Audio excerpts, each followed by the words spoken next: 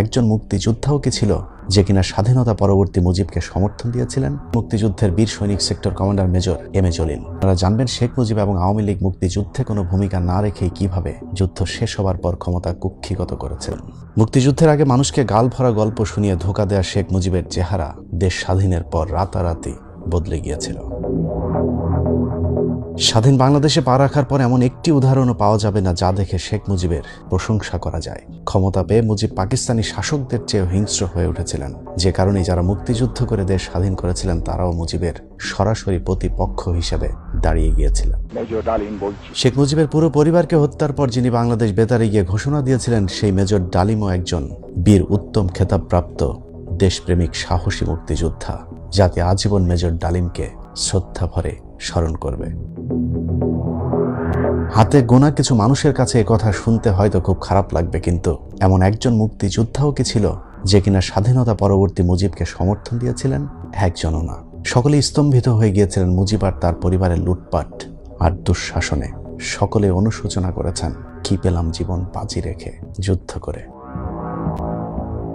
একই রকম মন্তব্য করেছেন মুক্তিযুদ্ধের বীর সৈনিক sector commander major M A Jalil তার নিজের লেখা অরক্ষিত স্বাধীনতায় পরাধীনতা বইয়ে আজকের আলোচনায়। আপনারা জানবেন শেখ মুজিব এবং আওয়ামী লীগ মুক্তিযুদ্ধে কোনো ভূমিকা না রেখেই কিভাবে যুদ্ধ শেষ হবার পর ক্ষমতা কুক্ষিগত করেছিলেন। মেজর এম এ জলিলের লেখা বইটির দ্বিতীয় অধ্যায়ের নাম সশস্ত্র গণবিস্ফোরণ। এই অধ্যায় মূলত শেখ মুজিবের বিশ্বাসঘাতকতার চিত্র ফুটে উঠেছে। মেজর জলিল লিখেছেন, শেখ মুজিবের ৭ই মার্চের ভাষণ ছিল বাঙালির জন্য চরম উত্তেজনা উদ্দীপনায় ভরপুর মুহূর্ত। সারা দেশের মানুষ মুজিবের এই ভাষণের পর স্বাধীনতার স্বপ্ন দেখতে শুরু করেছিল, কিন্তু সেই স্বপ্ন পূরণের পথে মুজিব নিজেই অন্তরায় হয়ে দাঁড়িয়েছিলেন। এবারে সংগ্রাম আমাদের মুক্তির সংগ্রাম, এবারে সংগ্রাম স্বাধীনতার সংগ্রাম। মেজর জলিল লিখেছেন, ৭ই মার্চ শেখ মুজিবের এই ভাষণের মধ্য দিয়ে বস্তুতপক্ষে বাঙালির জন্য স্বাধীনতা যুদ্ধ শুরু হয়ে গেছে। মেজর জলিলের মতে এটা আসলে শেখ মুজিবের চালাকি ছিল। মুজিব মূলত পাকিস্তানিদের ভয় দেখিয়ে প্রধানমন্ত্রী হবার স্বপ্ন দেখেছিলেন। জনগণের প্রতিনিধির কাছে ক্ষমতা হস্তান্তর করতে হবে। তিনি লিখেছেন, মুজিব তার জ্বালাময়ী বক্তব্যের মাধ্যমে তার দায়িত্ব সার্থকভাবেই সমাপ্ত করেছিলেন। একজন জাতীয়তাবাদী নেতার চরম পাওয়াই হচ্ছে তার জাতিকে স্বাধীনতা অর্জনের মানসিকতা দিয়ে সজ্জিত করা। সেদিক থেকে মুজিব অনেকাংশে সফল। তবে এখানে আরেকটা প্রশ্ন জাগে, জাতির জন্য স্বাধীনতা অর্জনই যদি শেখ মুজিবের চূড়ান্ত সিদ্ধান্ত হয়ে থাকে, তাহলে ৭ই মার্চের অমন জ্বালাময়ী বক্তব্যের পর তিনি কিভাবে শত্রু পক্ষের সাথে বৈঠকে বসার আশা পোষণ করতে পারে? পাকিস্তানি সেনাবাহিনীর জেনারেল ইয়াহিয়ার সাথে মুজিব কেন বৈঠকে বসতে চেয়েছিলেন? স্বাধীনতা যুদ্ধ ঘোষণাকারী মুজিবের কি ধরনের প্রত্যাশা ছিল ইয়াহিয়ার কাছে? তোমাদের যা কিছু আছে তাই নিয়ে শত্রুর মোকাবেলা করতে হবে।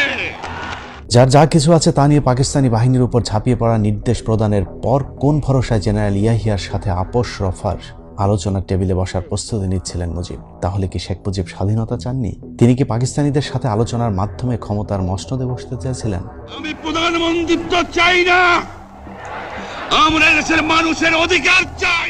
জাতিকে চূড়ান্ত ত্যাগের নির্দেশ দিয়ে তিনি ব্যক্তিগতভাবে কোনো ত্যাগের প্রস্তুতি না নিয়ে ৭ থেকে ২৫ মার্চ পর্যন্ত কেনই বা শত্রু পক্ষের সাথে বৈঠকের সিদ্ধান্ত নিলেন? মেজর জলিলের মতে এখানেই মুজিবের ব্যর্থতা চরমভাবে ফুটে উঠেছে। একটি জাতীয়তাবাদ আন্দোলনের চূড়ান্ত পর্যায় হচ্ছে স্বাধীনতা, এবং তেমন একটি ঐতিহাসিক মুহূর্তে লোভ থাকলে কেউ নেতা হতে পারে না। শেখ মুজিবের মধ্যকার দোদুল্যমান এবং সংশয় তাকে স্ববিরোধী ভূমিকায় লিপ্ত করেছিল। শেখ মুজিবের আসলে কোনো রাজনৈতিক দর্শন কিংবা চরিত্র ছিল না। মুজিবের মূল উদ্দেশ্য ছিল ক্ষমতায় যাওয়া, সেটা হোক স্বাধীন বাংলাদেশ কিংবা অবিভক্ত পাকিস্তানের। যে কারণেই মেজর জলিল লিখেছেন, শেখ মুজিবের স্বাধীনতার সংগ্রাম, মুক্তির সংগ্রাম এ ধরনের মন্তব্য করতে যেমন বাধেনি, তেমনি মুক্তির সংগ্রাম ঘোষণা করার পরেও শত্রু পক্ষের সাথে আলোচনার টেবিলে বসতেও বাধেনি। দেশের তখনকার বাস্তব অবস্থা স্বাধীনতা যুদ্ধ ঘোষণার পক্ষেই ছিল। তাই তখনকার ছাত্র নেতৃত্বের চাপেই শেখ মুজিব ৭ই মার্চের ভাষণে এবারের সংগ্রাম স্বাধীনতার সংগ্রাম, এবারের সংগ্রাম মুক্তির সংগ্রাম এ ধরনের ঘোষণা দিতে বাধ্য হয়েছিলেন। জেনারেল ইয়াহিয়া খানের সঙ্গে বৈঠকে মুজিব বলেও ফেলেছিলেন, আমি যদি আপনার কথা শুনি ছাত্রনেতারা আমাকে গুলি করবে, আর যদি ছাত্রনেতাদের কথা শুনি তাহলে আপনি আমাকে গুলি করবেন। বলুন তো এখন আমি কি করি? শেখ মুজিব ছাত্র নেতাদের চাপে একদিকে যেমন স্বাধীনতার পক্ষে কাজ করেছেন, ঠিক একইভাবে পাকিস্তানি সেনাবাহিনীর কাছে আত্মসমর্পণ করে মুজিব চেয়েছিলেন পাকিস্তান রক্ষা করতে। শেখ মুজিবের এই স্ববিরোধী ভূমিকার জন্য ইতিহাস একদিন তাকে আসামির কাঠগড়ায় দাঁড় করালে তাতে বিস্ময়ের কিছু থাকবে না। সেক্টর কমান্ডার মেজর জলিলের লেখা বইয়ের পরের লাইনগুলো পড়লে স্পষ্টই বোঝা যায় মুক্তিযুদ্ধ শেখ মুজিবের ডাকে হয়নি। তিনি লিখেছেন, শেখ মুজিবের স্ববিরোধী ভূমিকার জন্য মুক্তিযুদ্ধ থেমে থাকেনি। 1971 সালের সেই ভয়াল 25শে মার্চের রাতে পাকিস্তানি বাহিনীর হিংস্র বর্বরতা নিরস্ত্র ঘুমন্ত বাঙালির উপর ঝাঁপিয়ে পড়ার সাথে সাথেই সমগ্র পূর্ব পাকিস্তানে প্রতিরোধের বারুদ জ্বলে উঠেছিল। সে অবস্থায় নিরস্ত্র বাঙালিদের সশস্ত্র রূপ ধারণ করতে সময় লাগেনি। জলিলের মতে 1971 সালে সশস্ত্র গণবিস্ফোরণ যে সফল মুক্তিযুদ্ধের রূপ নিতে সক্ষম হয়েছে তার কৃতিত্ব কোনো একক নেতৃত্বের নয়, সমস্ত সংগ্রামী জনগোষ্ঠী সেই কৃতিত্বের দাবিদার। এর পরের অধ্যায়টির নাম শেখ মুজিব ও মুক্তিযুদ্ধের চেতনা। এখানে স্পষ্টত ফুটে উঠেছে মুক্তিযুদ্ধ চলাকালীন ভারতে বসে পিকনিক করা আওয়ামী লীগ কিভাবে যুদ্ধের পর ক্ষমতায় এসে বসলেন। যে কারণেই এই অধ্যায়টি আমার কাছে বইয়ের সবচেয়ে গুরুত্বপূর্ণ একটি অধ্যায় হিসেবে বিবেচিত। এই অধ্যায় মূলত তিনি বোঝাতে চেয়েছেন মুক্তিযুদ্ধের চেতনা বিক্রি করে খাওয়া আওয়ামী লীগের আসলে মুক্তিযুদ্ধের চেতনা বলে কিছুই ছিল না। এমনকি মুক্তিযুদ্ধ শুরুর ব্যাপারে ন্যূনতম কোনো প্রস্তুতি ছিল না শেখ মুজিব কিংবা তার দলের প্রথম সারির অন্য নেতাদের মধ্যে। আজ থেকে প্রায় 35 বছর আগে লেখা বইটিতে মেজর জলিল লিখেছেন, মুক্তিযুদ্ধের চেতনা নিয়ে ইদানিং প্রচণ্ড বাকবিতণ্ডা হচ্ছে। একটি নেতৃত্বহীন স্বতঃস্ফূর্ত গণবিস্ফোরণকে যে যার মতো করে পুঁজি করার চেষ্টা করছে। যেহেতু এখনকার মতো তখনও আওয়ামী লীগ মুক্তিযুদ্ধের চেতনা বিক্রির চেষ্টা করত, সে কারণে আওয়ামী লীগকে উদ্দেশ্য করে তিনি বলেন, এই সশস্ত্র গণবিস্ফোরণটি যে মুক্তিযুদ্ধে রূপ নিবে সে ধারণাও আওয়ামী লীগের ছিল না। 25শে মার্চ রাতে পাকিস্তানি বাহিনী যে বর্বর হামলা করবে ওই ধারণাও আওয়ামী লীগের ছিল না। তাদের মনে ছিল কেবল ক্ষমতা দখলের রঙিন স্বপ্ন। তারা যখন নির্দ্বিধায় মন্তব্য করে পাক বাহিনীর আক্রমণ ছিল আকস্মিক এবং অপ্রত্যাশিত, সেটা কি প্রমাণ করে না যে তাদের মধ্যে মুক্তিযুদ্ধের চেতনা ছিল অনুপস্থিত?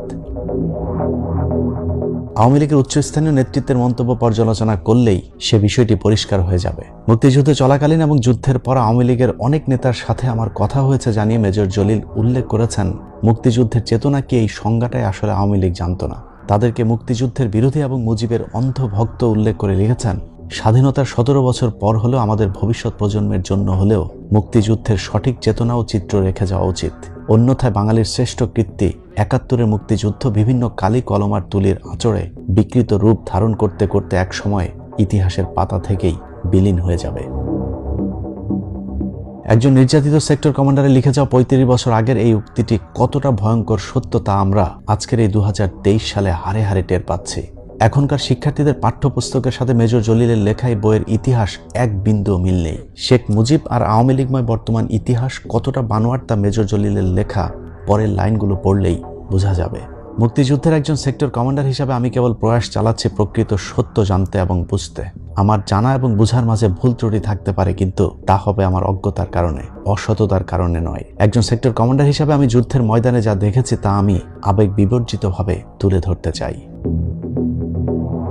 মুক্তিযুদ্ধের কোনো সুনির্দিষ্ট চেতনা ছিল না বলে যারা মন্তব্য করেন তারা হয়তো মুক্তিযুদ্ধের বিরোধী শক্তি, অথবা যারা প্রাণ বাঁচানোর তাগিদে কিংবা সুবিধা লাভের আশায় নামকা ওয়াস্তে যুদ্ধে অংশ নিয়েছিলেন, অথবা যারা অনুপ্রবেশকারী হিসাবে যুদ্ধে যোগ দিয়েছিলেন।